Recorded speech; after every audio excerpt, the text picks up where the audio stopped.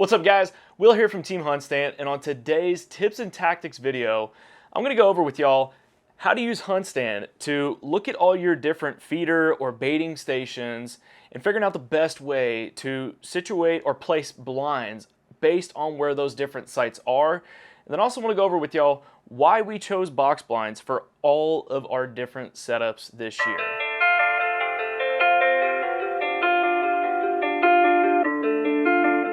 So a couple things I want to get into first.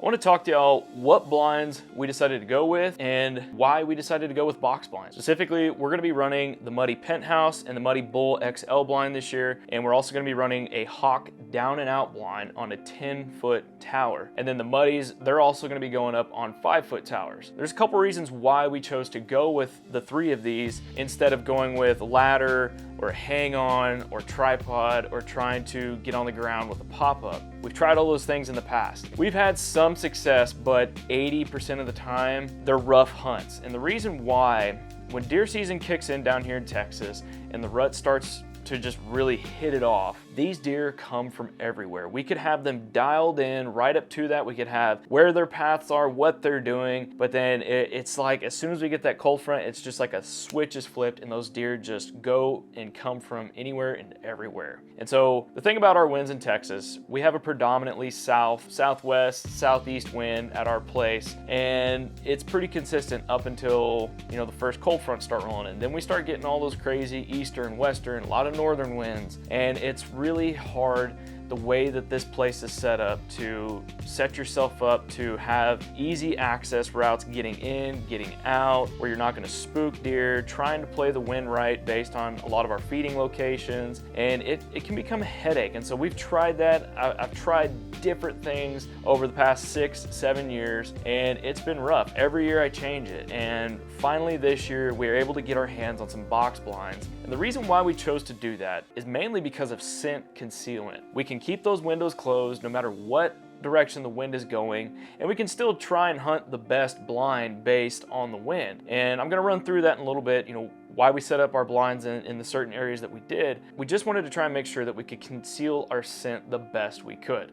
And, you know, we can wear all the scent cover we want, we can do all the drags and everything to try and conceal it. But over the past, 20 years, 25 years of me hunting, I've always found the best success in box blinds, and I think a lot of people would agree with that. And it just seems to really suit what we do here in Texas well, and so that's why we're running these. Not only that, we're putting them up on 5-foot to 10-foot elevated platforms, because when we do have those sketchy windy days, our wind can at least try and drift over the top of these deer if they're coming in tight. If we've got deer that are coming in at 20 and under, a lot of times that scent can sometimes drift over just a little bit before they really start to drag down. Another key reason why we went with the box blinds is we don't have a whole lot of tall trees here in Texas. We've got short mesquites, we've got some oak trees that we could get up into, but they're just not in ideal places. We have to get up high, and the best way to do that is in these elevated tower box blinds.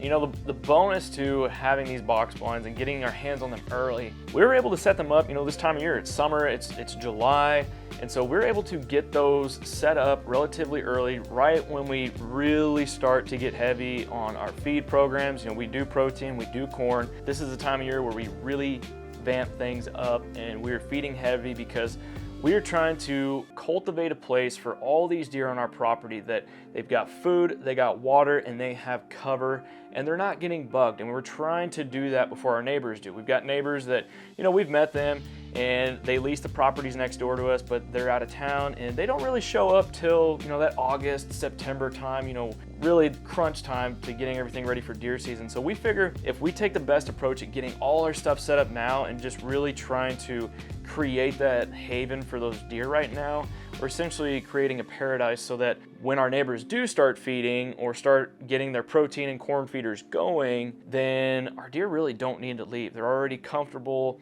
and they're well associated with the place. So that's why we're getting things up and going now. They're getting comfortable with these blinds.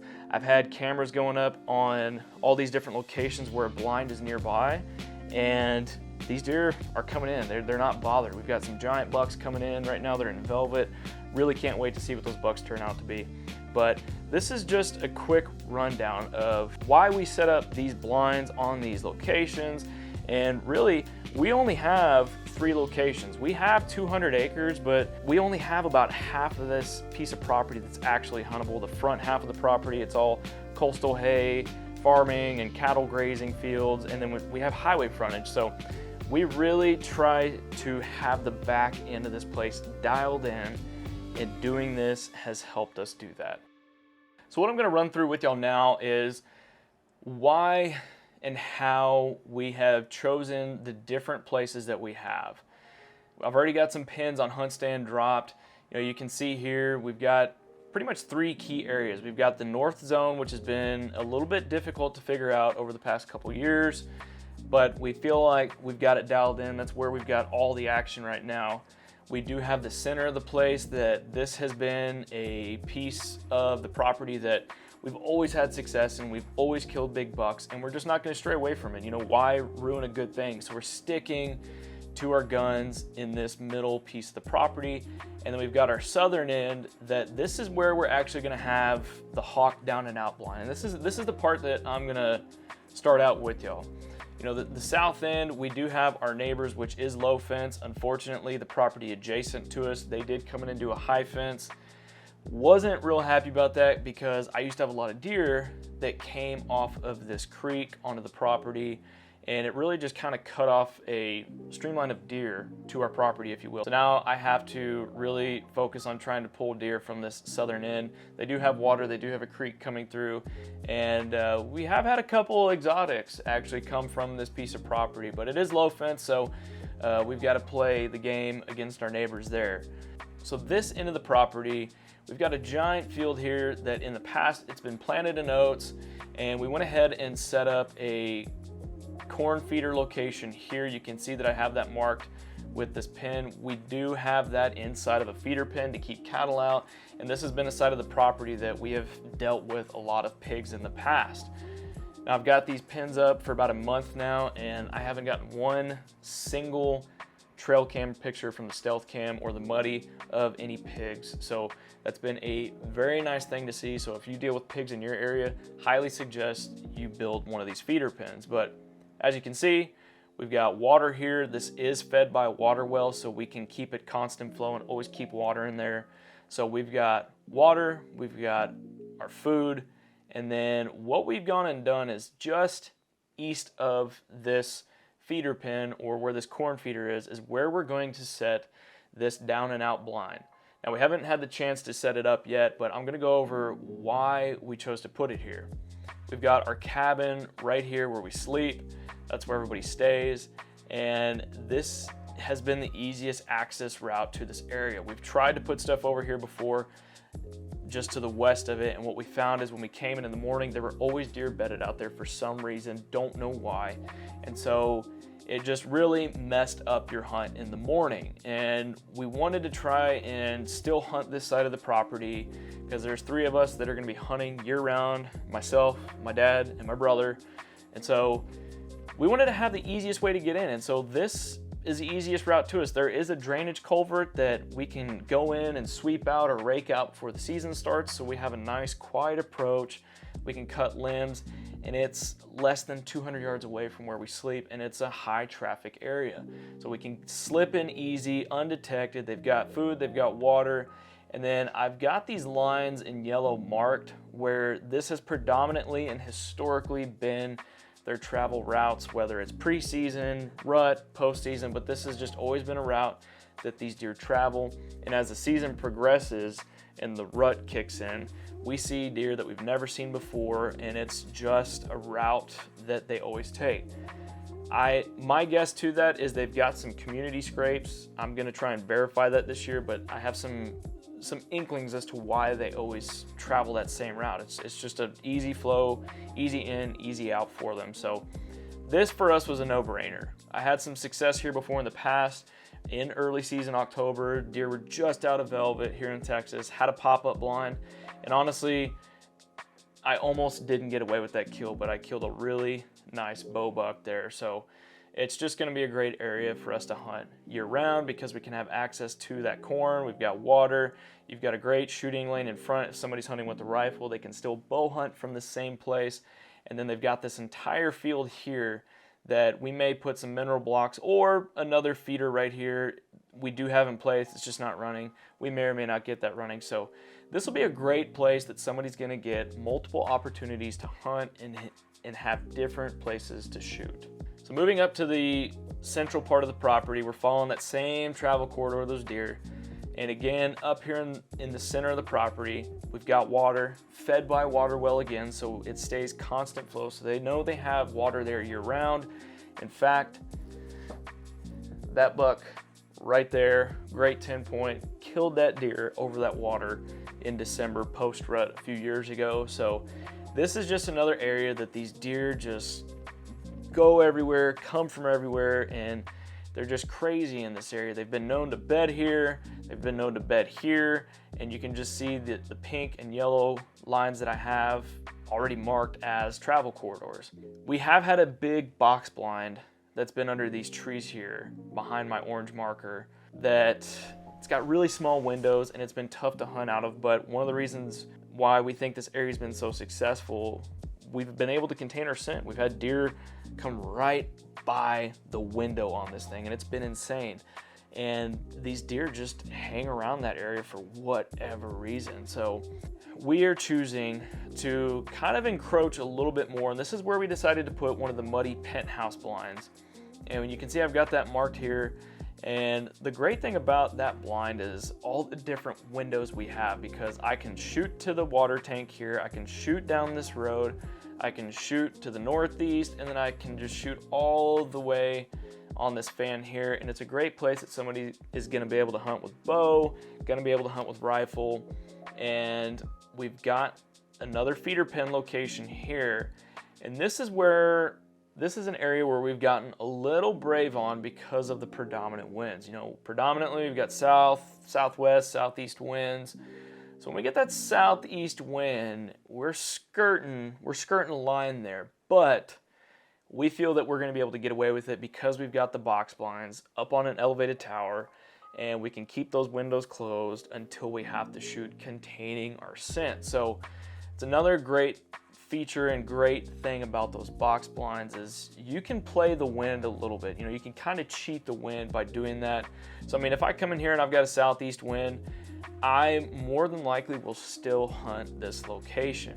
And you can see I've got some markers here before that I've put some hang-ons in some bigger trees, and I'm gonna leave those there. You know, if I ever feel like I just wanna get in tighter on those deer and I wanna get up in a tree with my bow, I can do that. And so I've got some muddy hang-ons that I have stuck in those trees, and it's just gonna be a great area to give me multiple options depending on what my weapon choice is for that day. So we're gonna move on up to the north end of the property. And in the past, this piece of the property I have known has always held deer. I've seen pictures before in the past with my wife and her dad, and you know, my wife's aunt who's hunted back there. In fact, there's still an old box blind up in a tree. You don't ever want to step foot in it because it'll probably fall, but I know that this has always been a great area to hunt. I just haven't had the means necessary to do it the right way. So I've tried going in there and hunting before with ladders, with tripods, quad pods. I've tried and I just haven't found success. And so when I was able to get my hands on the muddy bull blind this year, I knew I finally was gonna have the chance to hunt this area. And the reason being, I've got this red shape marked out here that this is where these deer heavily bed during the season. And I knew I wanted to hunt on just the edge of it. I didn't want to go in there, but I want to hunt the edge of it because I know that these deer go back here and they come from our neighbors on the northwest end of the property. We've got another travel corridor route up here that's marked in yellow. This is low fence on the north and northwest side. We do have a easement road that was put in so that way the people who now own the high fence behind us, they can get to their property. So there's a little bit of traffic there, but it doesn't really seem to bother the deer. So I knew I was gonna be able to get in here and play this. We went and set up a really nice feeder pen here, and we've got protein, we've got corn, We've got a Boss Buck 1,200 pound feeder, and then we've got a Boss Buck 600 pound stand and fill feeder. And those are the corn feeders we're gonna be running across the whole piece of property. So that is a great place. And this has been a location that over the past month, I've been getting pictures all times of day, all times of night of big bucks, does, fawns, and it's just been a great preseason area. And so I'm really anxious to see, now that we finally have this set up this year, how well it's going to cultivate and keep those deer in there. And again, we put the blind just to the southeast of that location, because again, we're going to flirt with the line of danger with the wind. You know, we're going to try and cheat the wind again. We've got the scent concealment with the blinds. We're up elevated 5 feet in the air. And so we feel like we're going to be able to get away with a lot at this location, because again, this is another area, I mean, that where we have the feeder pen, you can kind of see it's almost a major intersection. We've got clearings going to the west and the east, clearing coming from the north and the south, and it's almost just kind of a natural clearing. There really haven't been trees in this area, so it's a natural corridor that these deer go up and in and around. When the rut hits, they're just going everywhere, so we just kind of put everything in a centralized location for them, and just really giving us the best opportunity to try and hunt. So we just wanted to have best setups, play the wind, cheat the wind, and ultimately just be comfortable when we hunt. And so that's why we chose to set this place up this way with all these blinds on these locations, and why we chose to go with enclosed or box blinds this year versus all the other options that are out there on the market. If you like what you're seeing and all these tips and tactics videos, make sure you smash that like button, subscribe button, hit that bell button below so you get notifications for all the different videos we're going to be putting out now through the rest of the year. If you have a piece of property that's similar in size to what we have here, and you've just kind of spent, multiple years trying to figure it out and just haven't quite been able to dial it in, you've been trying the pop-ups, you've been trying the ladders, the hang-ons, the tripods, everything, and you've had some success, but it just hasn't really felt like it's been what it could be, I definitely want to recommend that you head to GoMuddy.com and check out the different box blind options that they offer. Like I said before, it can conceal your wind, you can be comfortable no matter what the weather situation is, and you can cheat the wind. It gives you the best opportunity and help you maximize your time in the woods this fall. Thanks for checking out this episode of Tips and Tactics, and we'll see you on the next one.